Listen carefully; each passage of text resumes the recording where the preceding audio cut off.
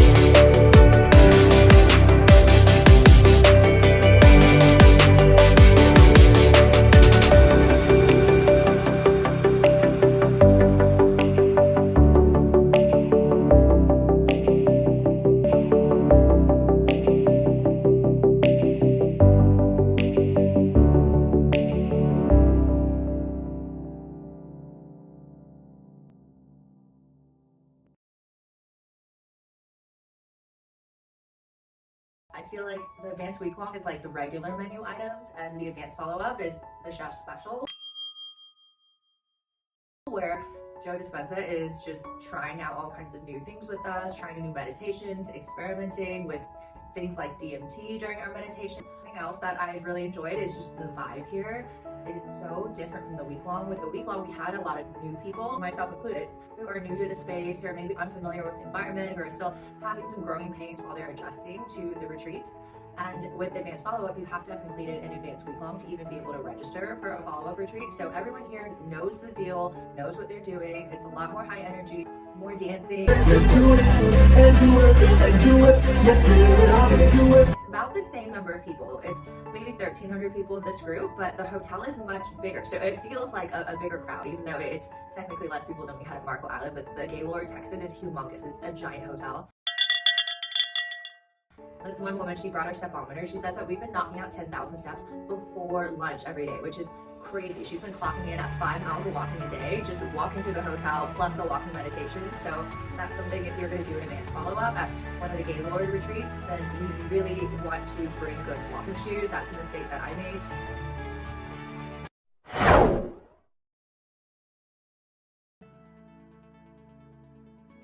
The advanced follow-up retreat is different from the week-long. It's very different, actually. I found it more enjoyable personally. The curriculum, so to speak, of what you're doing at the advanced follow-up is different from the initial week-long. Trying to self-induce DMT versus taking DMT through a plant medicine or just recreationally. So when I did the self-induced DMT meditations, I didn't experience enough of a dream state to really alter my perception of anything, but other people at the retreat definitely had very big experiences that they couldn't explain. A lot of people saw really pretty colors, pretty patterns, which is fairly consistent with what you do see if you were to take something like ayahuasca or bufo. So it's similar to those experiences. I would say definitely nowhere near as potent. You do not go as deep, and of course, because you're just experiencing it through the guided meditation, it doesn't last nearly as long. For me, I think when I ingest a plant medicine and I'm kind of forced to go on this wild roller coaster ride, I actually enjoy that a little bit more than these self-induced trances, because when I'm being put on a roller coaster ride and with Mother Aya, you don't really have a choice in that situation. You just have to surrender to the experience and just go full out with it. And everyone is different. There were a lot of people I spoke to at the retreat who were actually really grateful for the experience of being able to tap into a DMT-like trance state without ingesting a plant medicine, because they didn't want to take the risk. So if you're one of those people who wants to experience an altered state, but you don't necessarily want to give up full control, you don't want to ingest a plant medicine, you may have a pre-existing health condition that would prevent you from ingesting a plant medicine, then these meditations would be a great way to get your feet wet and experience that altered state without having to ingest something. So that's a big plus. I'm glad that he's doing this. I think it will definitely open up a lot of doors for people who go to his retreats next year. So during my coherence healing, this retreat, I had a very interesting conversation with my higher self. I walked into that room prepared to do the coherence healing, and as soon as I sat down and I started putting my hands together and putting my hands on my chest, which is what we do to really synchronize our energy in the room and get our heart coherence going, I had my higher self just stop me in that moment. And my higher self said to me, "Are you doing what you're supposed to be doing in this moment?" And I thought to myself, well, of course, yeah, I'm trying to help someone heal. Why wouldn't I be doing what I'm supposed to be doing? And my higher self asked me, "Is this God's will?" I was kind of confused at that question, because I thought, well, of course it's God's will. Why wouldn't God want to heal everybody? Why would we want anyone on this earth to have to suffer through an illness or a disease? And I was kind of confused and taken aback by this question. And then my higher self showed me examples of situations where someone's condition or someone's illness was actually part of their destined path. That was actually part of their soul's purpose in this life, was to carry through with that condition or with that illness. So my higher self brought me to the story of Helen Keller and asked me if Helen Keller, who was blind and deaf, were to have, back in her day, attended a coherence healing and requested to be a healie to heal her of her conditions, would that have been in alignment with God's will? In that situation, Helen Keller could have experienced miraculous healings and could have lived a very happy and fulfilling life for herself, but it would have been a huge tragedy for all of human history had we not known Helen Keller and her greatness in living with those conditions, and for inspiring all of humanity with her strength and her persistence and determination and showing us the true power of the human spirit. And she did that by living with her blindness, with being deaf. She showed us how to transcend those human conditions in a different way. And my higher self asked me, if she had been healed in this manner, would that have been in alignment with God's path? And would humanity have been better off? And I thought, well, there must have been a reason why, though, my higher self brought this to my attention in that moment. And perhaps it was that the person that I was paired with to heal that day was someone who had a condition that was not meant to be healed through these means. And maybe that was why my higher self felt called to stop me in that moment and force me to have this conversation and really think about the ethics and think about the impacts. And I realized that my higher self was right, because I didn't know whether this was part of the person in front of me's life path or not to carry this condition. And I didn't know the answer to that question for anyone in that room. So in that moment, I realized the only way I could reconcile this conflict and to really continue forward with the coherence healing was I had to ask God for permission to heal. I had to say to God, if this is your will to heal the person in front of me, then please give me the strength to do it. But if it is not your will to heal this person, then please just let me sit here and enjoy this shared experience. And I realized that was the only way that I could reconcile that conflict that I was having with my higher self in that moment. And it's something that I personally am going to adopt now as part of what I say before I attempt to do any type of spiritual healing or spiritual work that involves another person. And my higher self is correct that I do not know other people's path, and I do not know God's full plan. I do not know these things.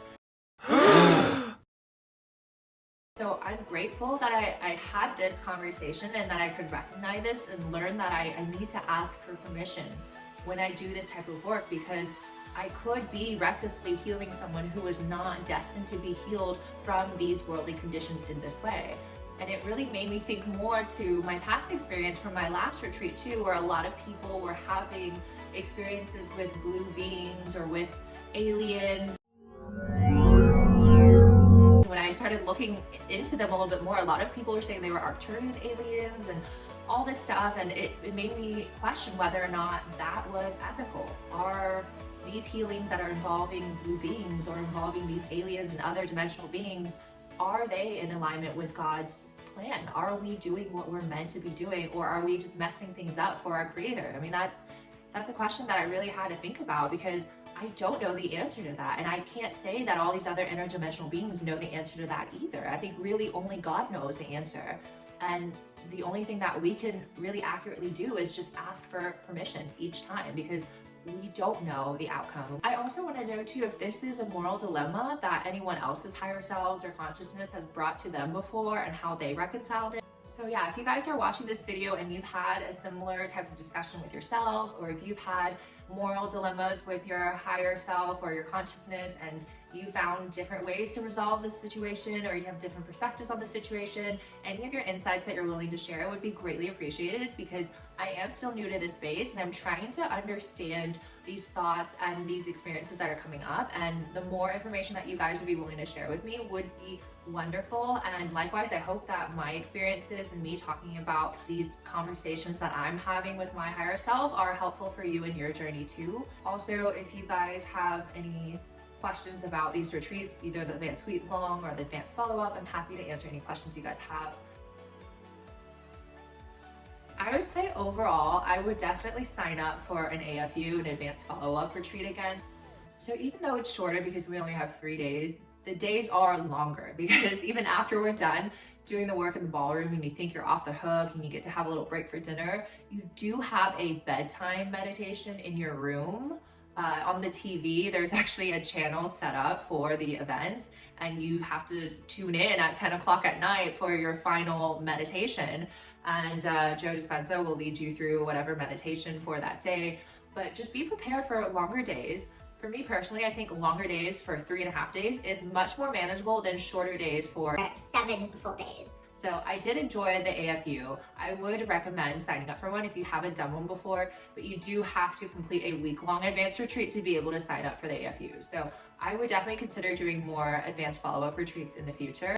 Some tips for going though is definitely bring good walking shoes. That was a mistake I made. I did meet someone who suggested using acoustic earplugs, so not normal earplugs that would block out the noise, but the acoustic ones where you could still hear the music and you can hear Joe Dispenza's voice, but it would block out some of the screaming and laughing and the other noises that would be in the room. So that is something I'm definitely going to try in the future, is using the acoustic earplugs to see if that works. I'm definitely also going to bring good walking shoes for all the walking meditations. And then I think too, maybe a better cushion for the meditations, because you are seated for a long time when you're meditating. So bringing better cushions, pillows, just plush, soft things to make your experience better. Those are my recommendations if you're planning to do one of these retreats. Thank you guys again for watching another one of my videos. I'm going to continue to post updates to see if there are any more changes going forward now that I've done 2 of these retreats back to back in the last 3 weeks. I'm going to continue to follow up and track and see if there are improvements with various areas of my life going forward after these retreats.